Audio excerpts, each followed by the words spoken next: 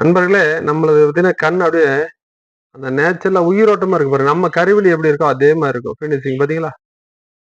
இந்த விநாயகர் பாருங்க. நேச்சுரலா நம்மள எங்க திரும்புனாலும் நம்மள பார்க்குற மாரியே இருக்கும். பார்த்தீங்களா? இதுதான் சிற்பங்களுடைய வேலை. பாருங்க.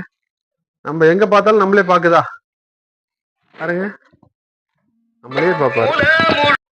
அதேபோல இந்த கண்ணு பாருங்க. அப்படியே நம்ம மீன் மாரியே இருக்கு பாருங்க. நேச்சுரலா. ஒவ்வொரு விநாயகருக்கும் ஒவ்வொரு தோற்றம். ஆனா, அவருக்கு அந்த லட்சணம், அந்த கண்ணெல்லாம் பார்த்தீங்கன்னு வச்சுக்கங்க, அவ்வளோ அருமையா இருக்கும். இந்த திரிசூலம், பட்டை இதெல்லாம் பாருங்க எவ்வளோ லட்சணமா இருக்குன்னு. இவர் பாருங்க, அவ்வளோ அழகா இருக்கு.